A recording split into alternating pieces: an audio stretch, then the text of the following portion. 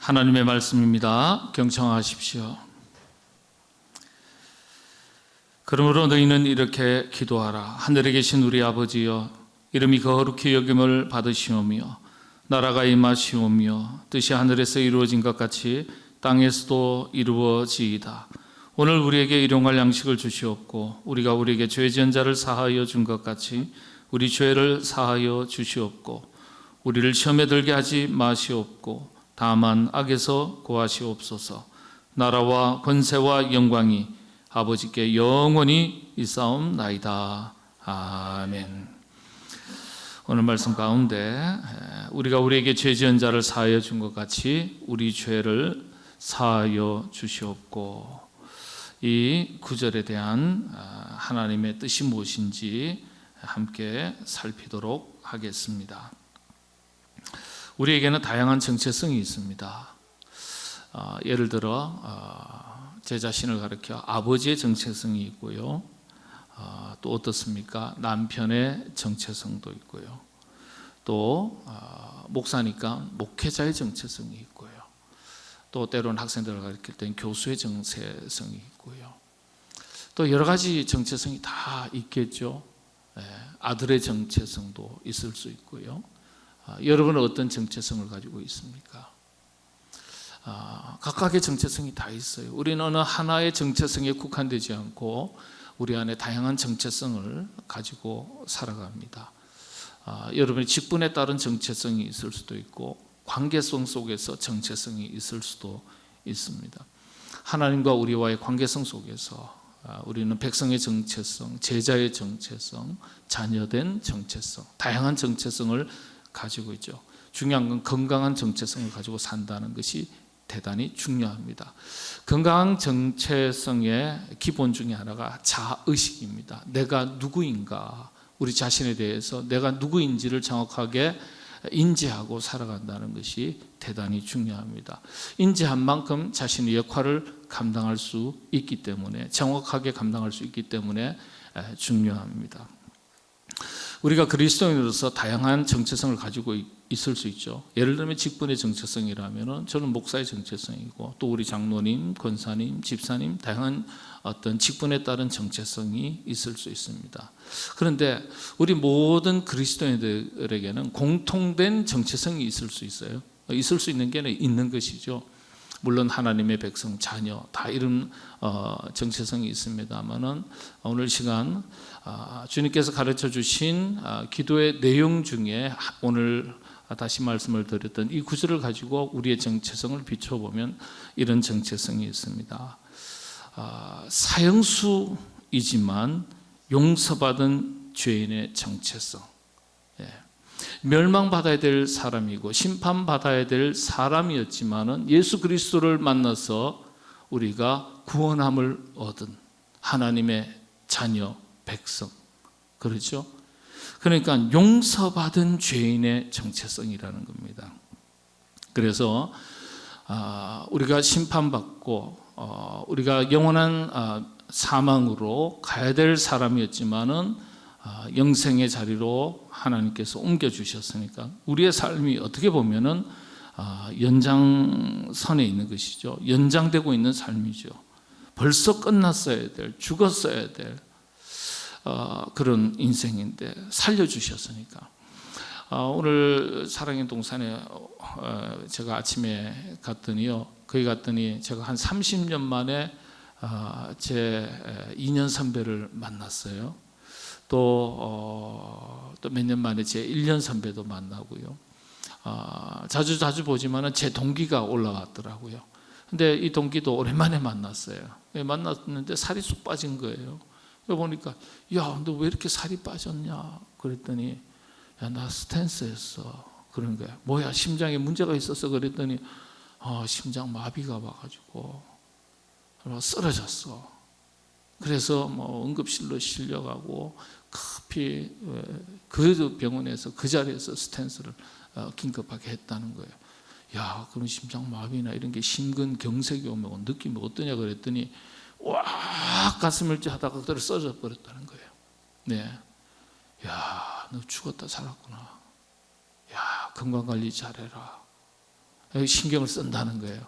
그전에는 뭐 아픈 것도 없었고 병든 것도 없으니까 자신 있게 건강을 자랑하고 자신감 있게 그렇게 살았는데 한순간에 그런 일들이 찾아오더라는 거예요. 우리 장로님 잘 아시지만 곽 목사님, 오랜만에 얼마 전에 전화를 주시고 이랬는데 전화를 못 받았더니 오늘 뭐 그냥 아침에 공개적으로 삼성교회 김영석 목사 내 전화도 안 받고 그러신 거예요.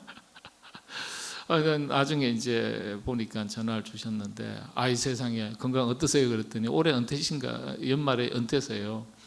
근데 어떠세요? 그랬더니 제가 소문을 들었거든요. 뇌경색이 오신 거예요.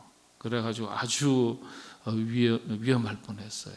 늘 건강하셨는데 뇌경색, 뇌출혈, 뇌졸중 다 뭐 뇌혈관 계통이니까 잘못하면은 사망하기도 하고 우리가 흔히 알고 있는 중풍이 오기도 하고 그렇지 않습니까?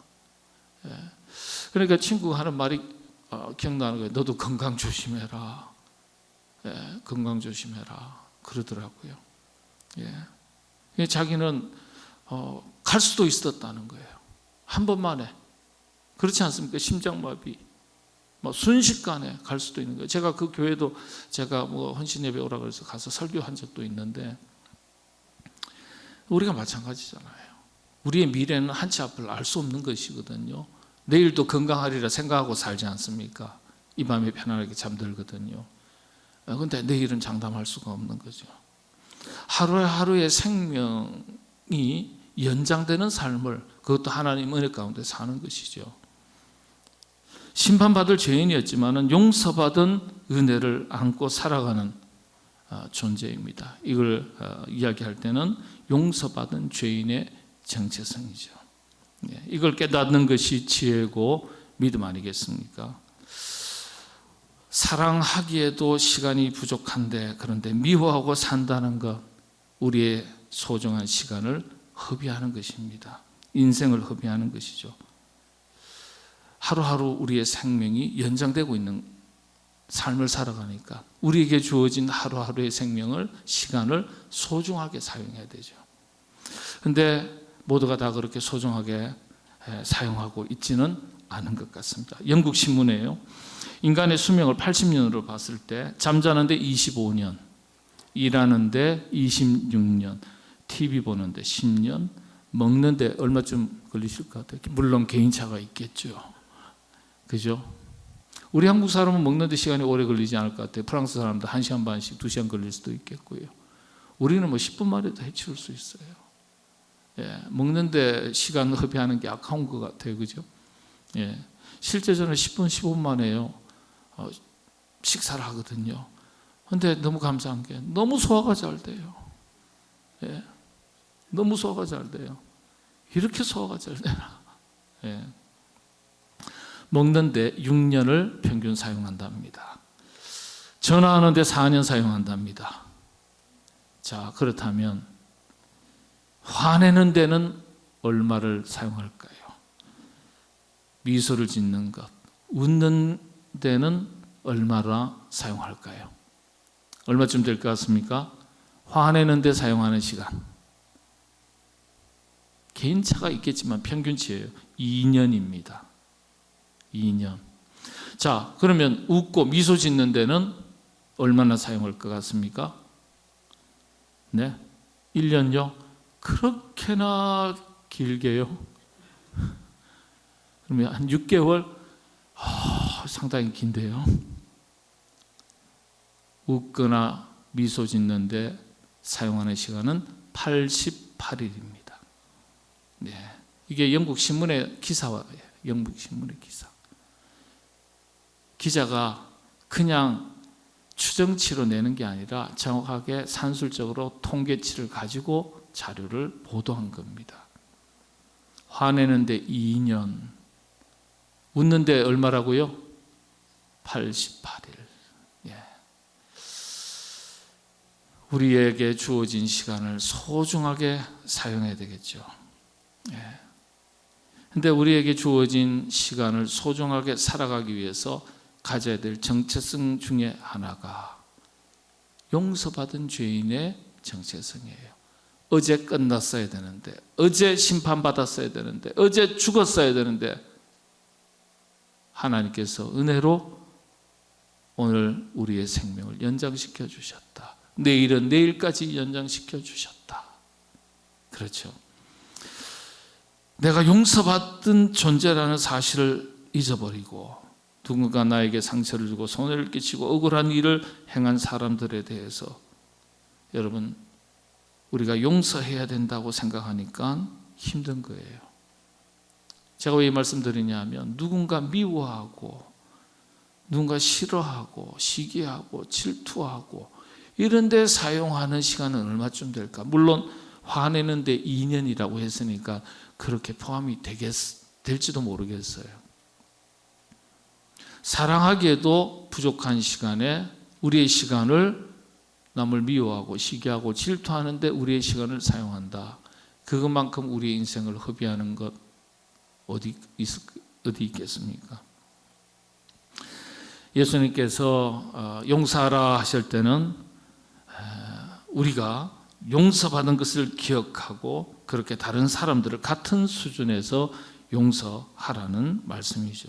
그래서 우리가 누군가를 용서해야 된다면요, 그건 다분히 우리가 용서받은 것처럼 그들을 용서해야 된다는 사실입니다. 그리고 그렇게 용서한 행위를 바탕으로 또다시 주님께 우리의 죄와 허물에 대해서 용서해 달라고 기도해야 된다. 우리가 용서의 삶을 살지 못하면서 하나님 저 용서해 주세요, 이게 말이 안 된다는 거예요. 어느 도단이라는 거예요. 예.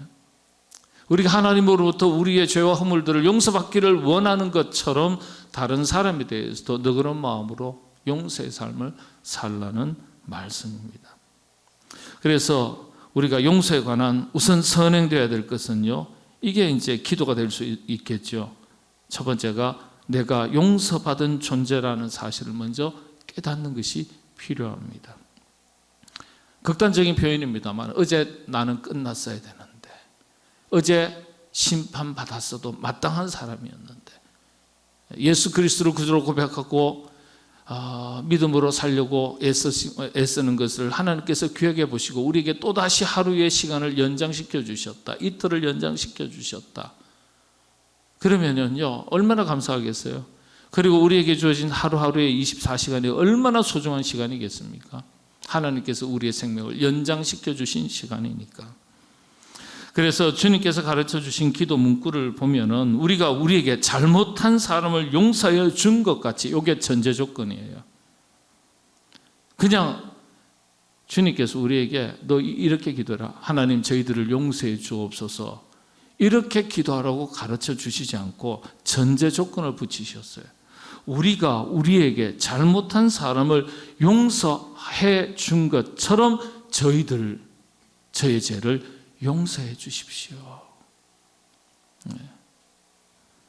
그러니까 이 구절은 어떤 것이냐면요, 이 가르침 속에는 주님께서 우리를 용서해 주신 것까지, 곧 주님의 용서를 먼저 떠올리게 하는 가르침이에요.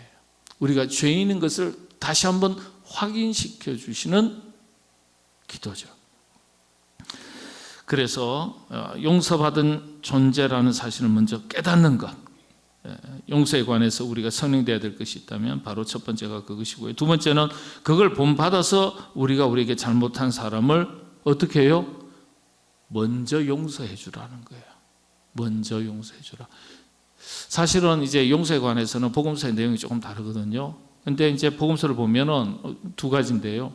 먼저 용서해 주라는 거예요. 용서를 구하기도 전에 먼저 용서해 주라는 거예요. 예. 이게 쉽지 않잖아요. 그죠? 덮어놓고 용서해 줄 수도 없고. 근데 먼저 먼저 해주라고 분명하게 성경 복음서에는 기록하고 있습니다. 이런 주님의 용서를 깨닫고 그 용서를 먼저 실천한 사람이 그 다음 기도를 드릴 수 있는 거죠. 우리의 죄를 제가 용서했습니다. 그러니 주님도 저의 죄를 용서 좀 해주십시오. 그렇게 기도할 수 있다는 거예요. 그렇지 않으면요, 우리 흔히 하는 말로 뭐 묻은 개가 뭐라고요? 뭐 묻은 개를 나무라는 꼴밖에 안 되는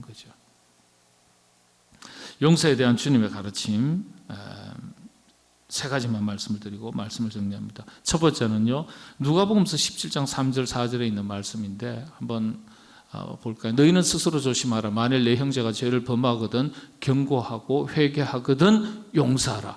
누가복음서에는 단서 조항이 어떻게 해요?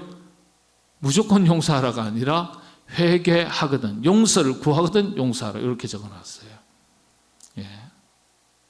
그런데 어떻게 해야 되냐면 그 다음 4절, 만일 하루에 7번이라도 내게 죄를 짓고 7번 내게 돌아와 내가 회개하노라 하거든 너는 용서하라 하시더라. 이건 어떻게 7번 죄를 짓고 7번 돌아와서 용서해줘 그러면 어떻게 해요? 이게 습관성 죄잖아요. 그리고 진정한 어떤 용서의 의미가 진정성이 담겨 있지 않은 것 같잖아요. 사람 누구 놀리는 것도 아니고 한 번 고약한 일하고 상처 주고 나서 미안해 돌아가서 그렇게 안 해야 되는데 또 이따가 가지고 와서 또 상처 주고 나서 미안해 한 7번쯤 하면 어떻게 되죠? 그냥 칼을 빼는 거죠. 그렇지 않겠어요? 여러분 성경에서 7이라는 숫자는 뭐예요? 완전수예요. 그러니까 그 사람이 아무리 수많은 상처를 우리에게 줬더라도 미안하다라고 이야기하면은 용서를 구하거든. 이제 이전 개혁 성경에 용서를 구하거든이라고 되어 있어요. 여기는 회개하면. 예. 근데 이 회개라는 단어와 일단 용서를 구하거든 하는 말 의미가 좀 달라요. 회개는요, 사람한테 회개하는 게 아니에요. 누구한테 회개하는 거죠? 하나님한테 회개하는 거예요. 여기 보니까 회개하거든 하나님 앞에 자신의 죄를 뉘우치고 그리고 너에게 와서 미안하다고 하거든 용서해 주라는 뜻이에요. 7번씩 70번이라도 용서해 주라는 거예요. 예. 근데 그냥 용서를 구하거든. 그 하나님하고 관계는 없이 사람한테 찾아와서 미안해, 인간적인 차원에서 그렇게 용서를 구하는, 그냥 처음에 번역을 할 때는 용서를 구하거든 이렇게 번역했거든요. 성경의 의미를 정확하게 담지를 못했어요. 자, 그런데 7번씩, 하루에 7번씩이라도 다시 돌아와서 이건 뭐냐 하면은 무한정, 무제한 용서하라는 뜻이에요. 참 사람의 힘으로는 용서가 잘 안 되죠. 그러니까 이런 신앙의 차원에서의 용서라는 것은 성령님의 도우심이 필요한 겁니다. 인간적인 상식 수준, 윤리, 도덕적 수준에서는 쉽지 않아요. 그러니까 그런 마음을 주셔야 돼요. 그런 마음을 주시도록 기도해야 돼요. 하나님, 응어리진 마음을 풀어주십시오. 제 힘으로 잘 안 됩니다. 너그러운 마음, 부드러운 마음 주십시오. 기도하셔야 돼요. 성령님께서 뜨겁게 우리 가운데 임재하시고 계신 성령님께서 우리의 생각을 깨트려 주시고 우리의 마음을 누그러뜨려 주시고 이해할 수 없었던 순간이 이해할 수 있는 마음이 되고, 기도하셔야 돼요. 사람의 힘으로 할 수 있는 건 사람의 힘으로 하면 되는 거예요. 왜냐하면 그런 능력을 하나님께서 우리에게 주셨으니까. 그런데 우리 힘으로 잘 안 되는 것을 하나님께 도움을 청해야 되는 거예요. 우리가 충분히 할 수 있는 건데 우리가 해야 되는 거예요. 왜냐하면 우리가 할 수 있도록 능력을 주시고 모든 걸 다 주셨는데 그렇게 하지 않으면 영적인 게으름이에요. 우리가 도저히 잘 안 되는 것에 대해서 도우심을 구해야 되죠. 용서에 대한 주님의 가르침. 그 다음 게 어떤 겁니까? 조건부 용서. 방금 말씀드린 죠. 용서를 구할 때마다 용서하라는 것. 그러나 무한대라는 거예요. 조건부 용서지만은 무한대 용서예요. 근데 우리가 용서를 해야 되는 줄 알지만은, 그런데 용서하지 못하는 이유가 뭡니까? 그 사람이 뉘우치고 회개하지 않은 것 때문에 아니에요. 우리 자신이 도저히 용서받을 수 없는 존재인데, 죄인인데 용서받은 은혜를 우리가 몰라서 그래요. 우리가 하나님으로부터 용서받은 은혜를 우리가 깨달으면, 우리가 주님 앞에서 용서받은 것처럼 저 사람이 우리에게 용서를 구한다면 용서해 줄 수 있어야 되는 거예요. 우리가 주님 앞에서는 한때는 죽을 목숨이었거든요. 죄인이거든요. 사형수거든요. 어둠으로 떠나야 될 사람이고 심판받아도 마땅할 사람이었는데 살려주셨잖아요. 거기에 무슨 여러분의 대가가, 노력이, 땀이 있었습니까? 예수 그리스도를 구주로 믿기만 하면 의에 이르게 된다. 마음으로 믿기만 하면 영생의 죄를 용서하시고 사망에서 영생의 자리로 옮겨주시겠다고 하셨으니까 얼마나 우리가 큰 은혜를 받았습니까? 용서를 받았습니까? 그러니까 용서받은 진정한 은혜를 알면은 다른 사람을 용서하기가 쉬워져요. 그래, 나도 죽을 목숨이었는데 주님 용서해 주신 것처럼 나도 마음에는 안 드는데 너 용서하마. 너 그런 마음으로 그렇게 사셔야 되는 거죠. 아무도 아멘이 없네요. 네, 다른 건 다 참아도 요건 못 참아. 언젠가는 이런 말씀 드린 적 있죠. 용서는 해야 되겠는데 용서는 참 못하겠고 한바탕 해주고 싶은 거예요. 예수님 잠깐만 여기 계세요. 쫓아와서 막 해대고 주여 용서하시옵소서 들어와 주십시오. 예, 야 이거 참 심각한 거죠. 예수님을 막 그냥 끄집어냈다 집어넣었다. 근데 우리가 용서하지 못하는 이유는요, 원수 갚고자 하는 마음 때문입니다. 권리가 침해당했을 때. 그게 요한복음서 12장 10절에서 11절에 있어요. 사실은요. 한번 볼까요? 대제사장들이 나사로까지 죽이려고 모의하니 아무런 죄 없는 나사로까지, 예수님 미우니까 나사로까지 다 죽이고 싶은 거예요. 나사로 때문에 많은 유대인이 가서 예수를 믿음이르라. 나사로 때문에 누굴 믿는다고요? 예수님을 믿으니까. 예수님이 미운데 누구까지 미운 거예요? 아무 관계없는 나사로까지 미운 거예요. 예. 간혹 그러잖아요. 남편이 미우면 누구가 그 다음에 밉다고요? 누구 밉다고요? 아버지 닮은 자식까지 밉다고요. 그런 말 하잖아요. 아무런 죄 없는, 아무런 연관이 없는 자식이 무슨 죄가 있어요? 예. 이렇게 이 참 용서하지 못하는 마음이 자기를 삼키고 상대방을 삼키고 그 불길이 다른 사람까지 옮겨가는 거예요. 이 분노의 마음이, 원수 갖고자 하는 마음. 권리를 침해당했을 때 대제사장의 권위에 자신들의 어떤 권위, 어떤 권력 이런 것들에 대해서 예수님이 등장하시고 죽었던 나사로를 살리시니까 많은 사람들이 우르르 보기 시작하고 주목하니까 자신들에게 쏠렸던 시선이 누구에게로 옮겨가는 거예요? 예수님께로 옮겨가니까 그게 싫은 거예요. 예. 나의 리더십에 손상을 줬다 이거예요. 나의 권위에 해로운 존재가 됐다는 뜻이에요. 예수님이. 그러니까 제가 하고 싶은 거예요. 제가 하고 싶다는 게 뭡니까? 내 권리, 내 체면, 내 리더십에 영향을 줬다, 손해를 끼쳤다 생각하니까 갚아주고 싶은 거예요. 그 다음에 이제 용서하지 못하는 이유 중에 하나가 이제 조금 설명이 좀 더 필요하지만 그냥 간단하게만 말씀드리면 결핍된 본능에 기인한 분노의 감정 때문에, 이건 스스로 자신이 잘 인지하지 못합니다. 여러분들, 사람이 심리적으로는요, 자기와 가장 비슷한 사람을 만났을 때 편안해진다 그래요. 자기와 가장 비슷한 사람을 만났을 때. 그래서 여러분, 자기보다 잘난 사람을 만나면 자동적으로 뭐가 일어나죠? 시기와 질투가 일어나서 끌어내리는 심리 역동이 인간에게 있다 그래요.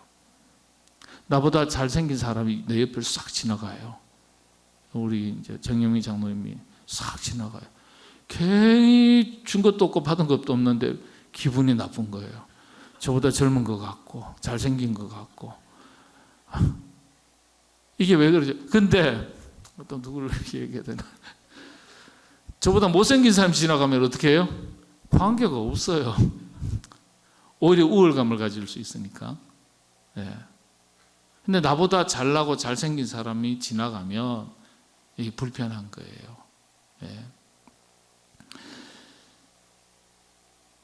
그래서 내게 없는 것이 타인에게 있을 때 우리 자신의 결핍을 보게 되는데, 이 결핍이 우리에겐 고통이 되는 거예요. 그게 미모가 되든지 어떤 지성적인 면이 되든지 뭐 외모든지 관계없이, 시기 질투의 출발점이 내재된 결핍 때문에 비롯되는 겁니다.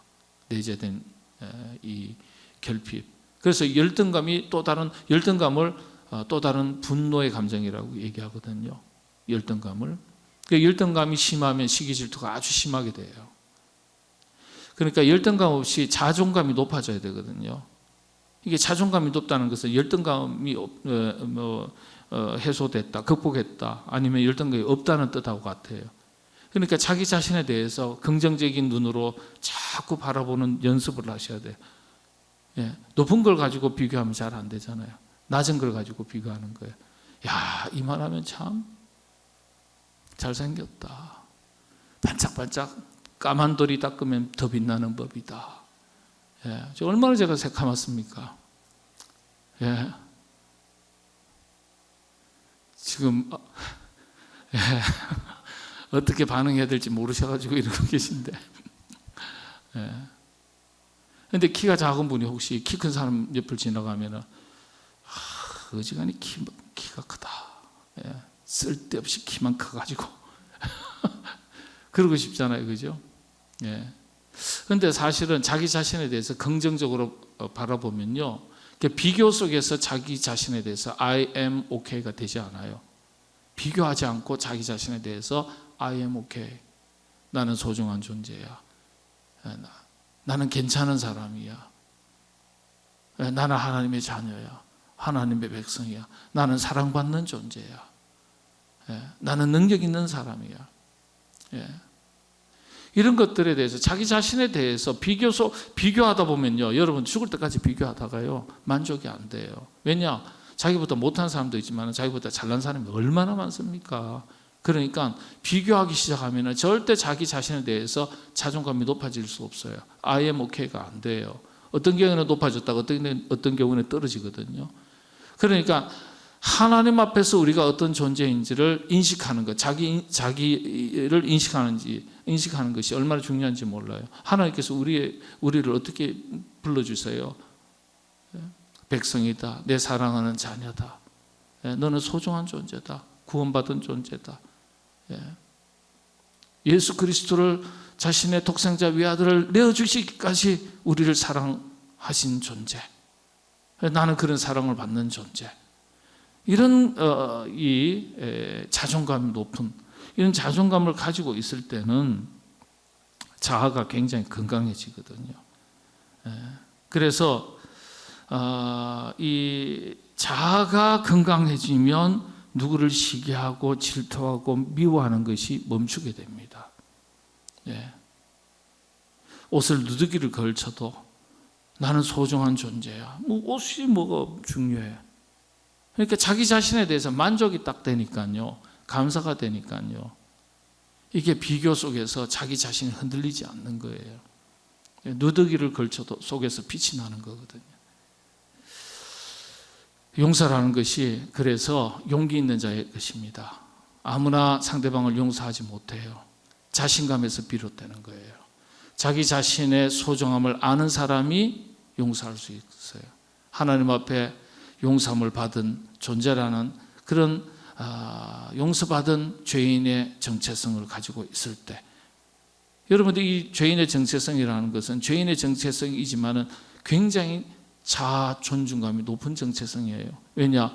하나님께서는 나를 그토록 소중하게 여기셨기 때문에 나를 용서하시고 나로 하여금 하나님 자녀되게 하시고 소중한 존재로서 나를 지키시고 동행해 주신다. 그러니까 우리가 자존감이 올라갈 수밖에 없는 것이죠. 여러분, 이런 건강한 자존감을 잘 가지고 있는 것 참 중요합니다. 용서는 또 다른 표현으로서는요, 이웃 사랑의 실천 내용이 되겠죠. 이웃 사랑을 어떻게 실천하시겠어요? 여러분의 것을 가지고 나누고 베풀고 섬기고 구워주고 그런 것으로도 사랑을 실천할 수 있겠지만, 누군가 나를 미워하고 시기하고 질투하는 사람, 조금 불편하게 하는 사람도 너그러운 마음으로 용서하는 것, 그것이 또 이웃 사랑의 실천의 또 다른 모습이 될 수 있습니다. 여러분, 용서의 사람이 되시기를 바랍니다. 용서의 귀한 선물, 자유함입니다. 자유함. 여러분, 분노하는 사람들, 화 잘 내는 사람들 혈압이 올라가죠. 분노의 호르몬 보니까 노드 아드레날린이라 그래요. 위험한 순간, 긴장하는 가운데 생존 모드로 바꾸는데 혈압이 상승되고 심장 박동, 호흡 증가, 감각 예민, 순간 집중력은 향상된대요. 근데 피부, 소화기, 혈류 감소로 인해서 건강이 나빠진다고 제가 자세히 좀 찾아봤어요. 그래서 스트레스는 노화를 촉진시켜요. 근데 노드아드레날린이요, 우리를 초인으로 만들어주는 것과 동시에 생명을 갉아먹는 독약이라고 의학계에서는 이야기해요. 노드아드레날린. 이게 누구한테 잘 나오는지 아세요? 운동선수들에게 잘 나온대요. 운동선수들이 단명하는 이유를 의학계에서는 이 노드아드레날린 때문이다, 그렇게 얘기합니다. 저도 처음 알았어요. 예. 노드아드레날린, 1시간 동안 화를 내면 이 노드아드레날린이 나오면 집중력도 향상이 되고 긴장이 되고요, 아주 초인적인, 아주 이 긴장하면서 100m 달리기 선수하는 선수들, 이런 선수들에게 노드아드레날린이 막 폭발적으로 나온다는 거예요. 그런데 노드아드레날린 1시간 동안 분비되는데요, 1시간 동안 화를 내거나 그런 긴장을 하게 되면 80명을 죽일 수도 있는 독소가 분비된다 그래요.